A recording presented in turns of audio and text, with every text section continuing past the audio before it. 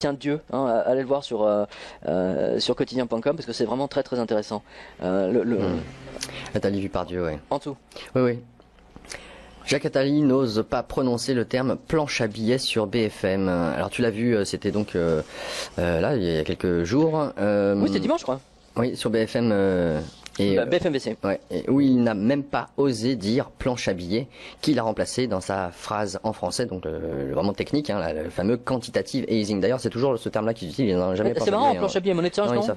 Faut dire qu'avec l'anglais qui disait que carrément la planche à billets n'existait pas, donc bon, au moins forcément. Alors donc, quantitative easing, afin que le bon peuple n'y comprenne rien, bien évidemment, surtout Jacques, ne dites pas monnaie de singe, par exemple. Vous feriez peur à ceux que vous servez, donc les maîtres de la monnaie créée à partir de rien et avec laquelle les États-Unis rachètent la France sans que cela ne leur coûte. Ce fut tellement énorme que j'en eus la chair de poule, nous dit Pierre, devant tant d'hypocrisie de désinformation des Français. La première fois, ce fut l'anglais qui, les yeux dans les yeux, a osé dire que les Américains ne faisaient pas de planche à billets. Extraordinaire. Cher lecteur, clairement, il existe des sujets qu'il est strictement impossible d'aborder en télévision française. Que dis-je? Même d'en effleurer la surface. Vous imaginez M6 balançant une émission spéciale, la monnaie de singe des États-Unis, du Japon et de l'Angleterre. Comment ils rachètent le monde avec du papier toilette? Bah non, évidemment. Les prostituées de Nice par Bernard de Lavillardière, c'est bien plus mobilisateur comme sujet. Bien sûr. Bah, c'est-à-dire que quitte à parler de putes, autant parler des putes de Nice que des banquiers. Pourtant, il s'y connaît, hein, non, j'y arrive pas. La Villardière. Sur M6, c'est sa grande spécialité, tu vois, quand c'est pas les putes de Bangkok, c'est celle de Nice, les Roumaines, les Bulgares, etc. Enfin, le trafic de machin, etc.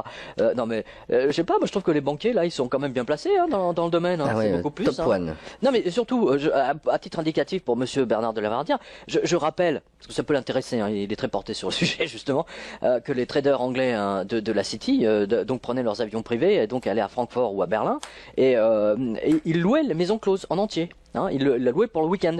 Ils servaient, il y a marqué fermé, tu sais, c'est à leur propre usage. Tu vois, ils étaient 5 ou 6, tu vois, ils avaient 300 nanas. Ah ouais, ouais, voilà, non mais tu vois, voilà, ça c'est la planche à billets, tu vois, c'est la puanteur des banquiers. Tiens, tu as vu qu'il y a un banquier je crois que c'est Blackstone ou BlackRock, je sais plus, qui a été rayé et interdit à jamais de travailler dans la fonction bancaire dans la City à Londres, parce qu'il trichait systématiquement depuis des années, il ne payait pas ses tickets de métro. Non mais tu vois, voilà, c'est tout est à l'avenant comme ça. C'est les mecs, il a déjà plusieurs millions, mais il va gratter un ticket de métro, tu vois. C'est énorme. Hein. Ah non mais non mais je suis pas étonné moi. Tout ce qui est BlackRock, Blackstone, je sais pas de quelle banque il s'agit, je me souviens plus, mais c'est très intéressant. Voilà. Et d'ailleurs dans la même veine, on a, je sais pas si tu as vu là, c'est Monsieur Brugier donc qui a vu. Donc il confirme mon leitmotiv hein, pour dire que les banquiers sont les plus gros braqueurs de leur propre banque. Hein, tu le sais, hein, parce qu'on a commencé ensemble là-dessus. Et donc il a vu qu'un directeur de banque a été pris la main dans le sac à Calais. Il a pas fait dans la dentelle. Oh, elle est bonne. Elle est bonne. Elle est bonne. Et il a pas fait dans la dentelle, oui, en effet, parce que en tant que directeur de l'agence du Crédit Agricole, il a détourné 250 000 euros. Des comptes des clients. La crise, c'est pour tout le monde. La crise, c'est pour tout le monde, surtout pour les directeurs de banque. Non, mais j'aime beaucoup, là. Le directeur du Crédit Agricole de Calais. C'est balèze, hein. Qui détourne donc 250 000 euros des comptes des clients. Et alors là, il y a une autre info là. Allez voir parce que là c'est une image. Je sais pas si tu peux la montrer là sur la vidéo là, qui est enregistrée. C'est bank accused of fraud over mortgage les arriérés. Voilà. Donc là c'est la banque d'Irlande du Nord. D'Irlande du Nord. Voilà. Où les banquiers ont littéralement volé avec leurs clients avec tout un tas de pénalités, etc. qui n'étaient même pas légales. Enfin bon, passons. Comme à leur habitude. Hein, on va dire c'est pas bien nouveau, hein, Laurent. Tu le sais. Oui, non mais tout va dans la continuité de ce qui est dans ton livre de toute façon ou dans tes livres d'une manière générale. Ouais, non, parce qu'en fait ça c'est l'illustration. Je veux dire, c'est à la limite, c'est même en dehors de trucs, mais en même temps c'est dedans. Hein. C'est-à-dire qu'avec ce qui se passe en ce moment en Ukraine et surtout avec la Russie, avec ce que font les Américains, c'est pour sauver leur planche à billets. C'est pour masquer la faillite de leur dollar. De la même façon que la crise du pétrole en 1973 a été déclenchée par eux et uniquement pour eux pour masquer leur défaut de paiement en lingots d'or sur les accords de Bretton Woods. et avec l'aide des Israéliens. Faut jamais l'oublier quand même. C'est pas moi. Attends, il y a plusieurs livres sur le sujet. Le meilleur étant celui d'Éric Laurent qu'on a eu le plaisir qu'on a interviewé ici il y a quelques temps maintenant, mais qui nous l'avait dit aussi. Hein, je sais plus comment s'appelle son livre, mais il était très très bon. De toute façon, l'objectif des Américains, en tout cas, c'est la Tu me le fais là parce que... Démonétisation. Ou démonétarisation. Voilà, c'est celui-là. Ouais, c'est celui-là. Tu vois. Ok, donc c'est bien cela dont il s'agit. Le but, bien entendu, c'est de maintenir le dollar comme étant la monnaie de référence. Mais mais non, ils peuvent plus. Mais bon, on en reviendra sur le livre après. Zaki, on a interviewé ici Myriette Zaki, qui est devenue rédactrice en chef de son qu'on salue. Hein. Bonjour Myriette. De Bilan, hein, en Suisse. Hein, voilà. Et d'ailleurs, je rappelle, c'est intéressant. Je rappelle parce que nos auditeurs sont très très nombreux maintenant à nous écouter. Je rappelle que Myriette, l'attachée de presse de Myriette Zaki à l'époque, quand son livre est sorti, elle devait avoir une interview, c'était la veille, je crois, ou le matin à France 24, et l'après-midi, elle était avec nous ici, dans le studio. Et Myriette a été décommandée par France 24, genre 10 minutes avant, ou un quart d'heure avant. Et alors l'excuse bidon que lui avait donnée, rappelle-toi, c'est la journaliste qui devait vous interviewer est partie en vacances. Voyons. Alors, attends, pour avoir travaillé dans une rédaction quand même avec une centaine de journalistes, je veux dire, tu prends pas tes vacances du jour au lendemain. Ouais. Hein, tes vacances, tu les poses au moins 3 semaines avant, de manière à ce que toute l'équipe soit, surtout dans une télé, quoi. Hein, voilà, c'est des sujets interdits. Hein. Donc Myriette Zaki a été censurée par France 24, c'est une censure indirecte. Hein, elle est pas passée, tout simplement. Ah il est parti en vacances. Ah nos caméras sont en panne. Tiens, les micros sont en panne. Tu sais, c'est comme Jacques Attali, tu vois, au lieu de parler de planche à billets de monnaie de singe assigné américain, c'est quantitative easing. Et les Américains font du... Et donc, en conséquence de quoi, l'augmentation de l'inflation, etc., ne pénalisera pas leurs exportations. C'est bien dit, hein. Non, mais c'est ce qu'il a fait. Moi, j'invite nos auditeurs à regarder son intervention, en plus face à Besancenot. Et Besancenot, on n'a même pas eu, je veux dire, il n'a même pas été foutu de lui donner au moins, enfin je sais pas, c'est comme quoi ils sont bien choisis, hein, tous les mecs là.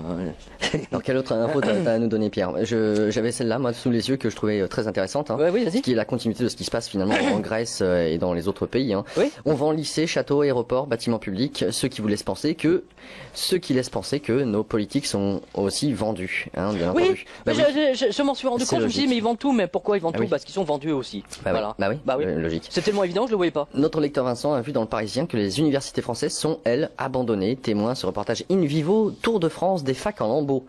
Vincent nous dit, je cite, les universités n'ont plus d'argent pour payer le chauffage, réparer les WC ou réparer les fuites sur les toits. Résultat, infiltration d'eau et tout est pourri.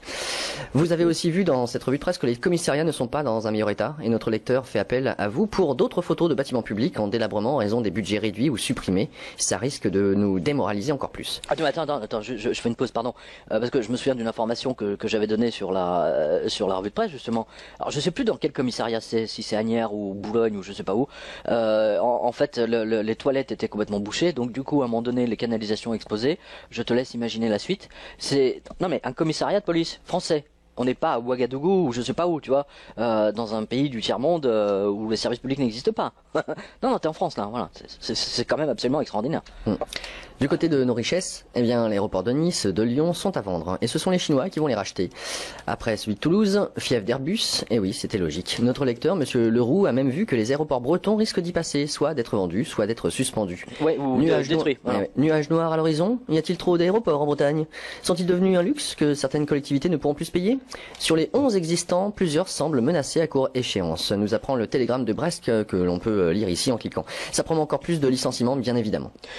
Justement, j'ai discuté hier avec un universitaire, Jean Baradjin, pour pas le nommer, et il me disait qu'il avait des collègues japonais donc qui étaient venus le visiter dans le cadre de visites universitaires, etc.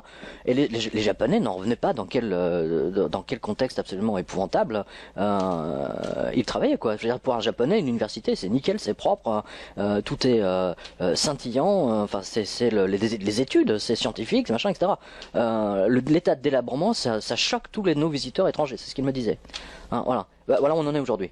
Hein, c'est-à-dire que tout l'argent de l'éducation nationale, enfin une grande partie, a été pris pour rembourser les banques étrangères, les banques américaines, je rappelle, puisqu'on nous endette avec la fameuse loi du 3 janvier. Hein, voilà.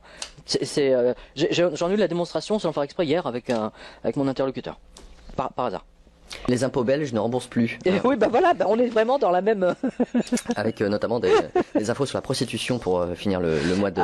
Ça illustre bien le délabrement, parce que Belgique-France, on est dans le même bateau, il n'y a pas à tortiller. Dans la même logique, l'agence Belga nous apprend que, je cite, le fisc fait volontairement traîner certains remboursements d'impôts. Contrairement à ce que peuvent croire les contribuables qui ont rentré leur déclaration via Tax on Web, l'argent n'est pas prêt de rentrer dans leur poche. C'est surtout le cas si le remboursement est important. Fin de citation. À vrai dire, c'est le fait qu'il rembourse qui nous aurait étonné. Et oui, le journal a vu un document interne des impôts demandant aux agents de ne rembourser personne avant mars 2015. Donc vous avez aussi notamment l'info sur Sudinfo. Le fisc fait volontairement traîner certains remboursements, les sommes notamment les plus fortes certainement. Merci à Monsieur Nichols. C'est une blague belge. Et comme il existe forcément une cause à effet, sachez que même la presse belge s'en émeut. Des mères obligées de se prostituer pour les fins de mois, exactement comme les Allemandes sous Weimar et les Argentines en 2001. Notre lecteur, Monsieur Tonji Gora, nous dit, je cite, « Nous y voilà, en Belgique, des mères de famille usent de la prostitution occasionnelle pour remplir le frigo. Il ne serait pas étonnant que ce phénomène se développe aussi en France. » Ah oui, c'est déjà le cas, on l'a traité. C'est vrai, tu voulais on l'a traité, il y a de ça quelques temps, si, on l'a traité. Mais le gouvernement est bien trop occupé à faire les poches des dangereux cyclistes. Oui, parce que maintenant on va distribuer des PV aux cyclistes et aux piétons. Tu te souviens, on avait déliré qu'ils allaient mettre des radars sur les trottoirs pour flasher les piétons qui marchent trop vite. Mais ils sont en train de le faire. Ils sont en train de le faire, je sais plus où là, pour l'histoire de feu rouge. Passages piétons. Mais attends. Donc voilà, donc les banquiers, les médias, les politiques et désormais le peuple, tout le monde se prostitue. Cette lente agonie est totalement insupportable. Fin de citation. C'est une lente agonie. Il a raison, notre lecteur. Il a raison. C'est une lente agonie, et il dit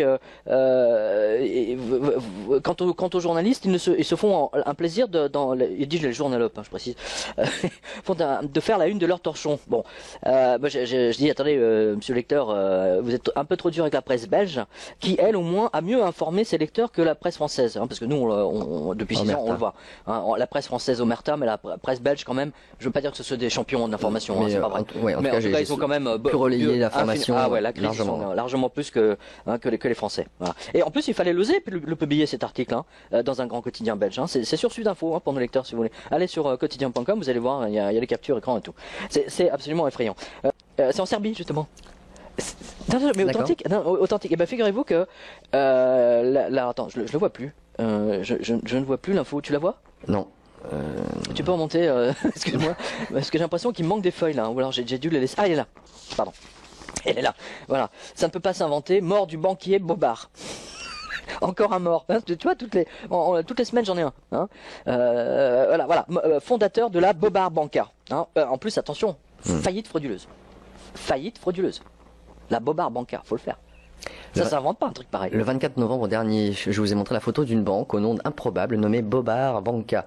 Eh bien, figurez-vous que 4 jours plus tard, elle se déclarait en faillite. C'est d'autant plus troublant que j'avais cette photo depuis 2 mois sur mon PC grâce à un lecteur qui l'avait photographiée. Oui, il m'a envoyé 2-3 photos. C'est magnifique. C'était hallucinant, t'aurais dit. Une photo de famille, le père, la mère, les enfants, voilà, Bobard. Allez sur parce que là, il y a vraiment. Ça, c'est la capture du site internet de Bobard. Je l'ai faite le jour où j'ai écrit l'article. Alors c'est extraordinaire. Alors, écoutez bien, parce que la baseline BASE. Je vois ta tête. Non mais où t'es pas réveillé toi. La ligne de base. Ouais. La ligne de base. Voilà. La ligne publicitaire, on va dire. Ça te va? C'est très bien. Ouais. Voilà. De cet établissement, donc elle est destinée à rassurer les clients. Jugez-en.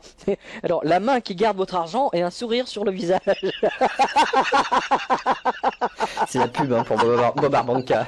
Attends, je te le fais en serbe. Attends, je le lis là parce que je regarde. Ruka koja čuva vaš novac i osmiech na licu. Voilà. Donc c'est ça, c'est la main qui garde votre argent, et avec un sourire sur le visage. Et d'ailleurs on voit la petite famille, tu sais, magnifique, les bras écartés et tout. C'est le paradis. Ouais, donc t'as la Bobard Banca. Tu sais, ça me fait penser à un truc des inconnus. Tu sais, t'as le mec qui donne les infos, puis t'as une main, tu sais, qui sort et puis qui lui fait les poches. Si, avec les inconnus, c'est la télévision, les informations selon la télévision italienne. Ah oui? Oui, non, je me rappelle plus. C'est à hurler de rire. Bah voilà, c'est ça, sauf que là, c'est pas la télévision italienne, c'est la télévision serbe. Alors, en effet, la main ne s'est pas contentée de garder l'argent des clients, elle s'est servie directement sur les comptes des particuliers, entreprises et entités sociales. Tant et si bien que la ville de Trébigné, qui y avait son compte, donc la municipalité, 2,5 millions d'euros, ne peut plus payer qui que ce soit, tous les comptes étant bloqués depuis le 28 novembre. Boum. La presse serbe explique même que la faillite de cette banque met en danger tout le système bancaire du pays, ce qu'on peut bien croire, il n'y a pas de problème, à force de raconter des bobards. Ouais, elle porte bien son nom, pour le coup. Je me demande s'il n'avait pas acheté un groupe de presse en même temps, tu vois. Le journal Bobard. Elle assurait aussi les habitations des automobilistes. Oui, vas-y, continue. Fondé par Gavrilo Bobar, celui-ci est mort subitement, cette année, le 30 septembre exactement, et les dirigeants ont vu depuis que la banque avait déjà une perte d'une dizaine de millions d'euros. Notez qu'en tant que banquier, M. Bobar s'était fait aussi élire au Parlement comme député. Bah tiens.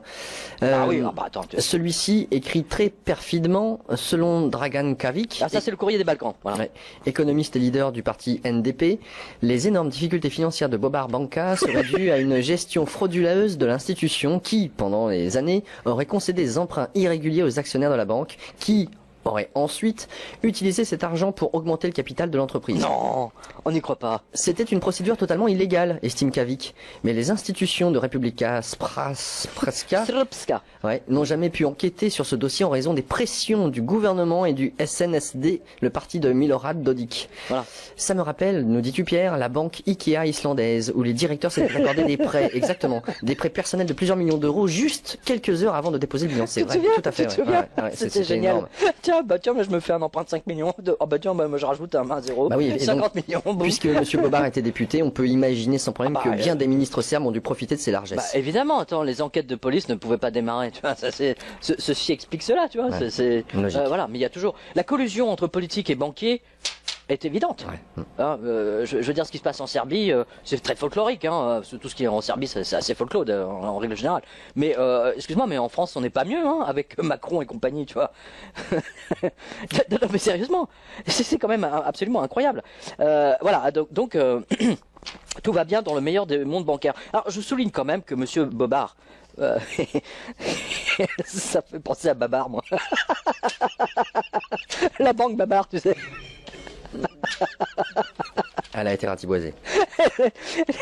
la banque Babar est restée sans défense. Tadam. Bref, non mais le mec il est mort à point nommé si j'ose dire. Il est mort au moment où sa banque était en faillite frauduleuse, c'est bête Comme par hasard. Voilà, non mais alors il y a une photo géniale, c'est sur Večernje Novosti, vous avez le lien. Donc c'est un journal serbe, un magazine serbe, et Clix aussi. Et on voit tous les employés de la Bobar Banca, tu sais, en train de tenir la croix, tu sais, qui vont enfoncer dans la terre. C'est un peu comme si tu enfonçais ça dans le corps d'un vampire, tu vois. Non mais la photo est surréaliste, regarde, c'est total délire cet article. Non mais tu sais, quand t'es en Serbie, tu sais, déjà t'es dans les Balkans, Ça promet. Oui, ça promet. Voilà. Donc d'ailleurs, il y a un auteur américain qui était en poste là-bas, qui a écrit un truc très intéressant en disant que les vampires, en fait, l'histoire des vampires, ça trouve initialement sa base du côté du Monténégro ou un truc comme ça. Tu vois. Donc tu vois, t'es bien dans les Balkans. Voilà. C'est du sérieux. Bah donc, oui. CJ, la Bobar Banca et Monsieur Gavrilo Bobar. La conséquence des licenciements pour les banques, pour comprendre leur système répressif avec le Voldemort. Alors, les licenciements massifs ont une conséquence directe sur les banques. Ils vident leur fonds de roulement.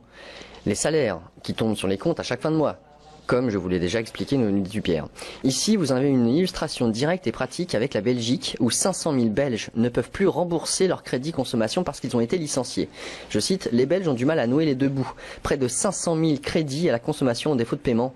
Sur le mois d'octobre 2014, près d'1,5 million de crédits à la consommation accordés aux Belges ont été déclarés défaillants. La tendance du Belge à recourir à l'emprunt pour financer ses achats est légèrement à la baisse, mais le nombre de contrats en défaut de paiement explose depuis plusieurs années. Fin de citation. Cela veut dire quoi?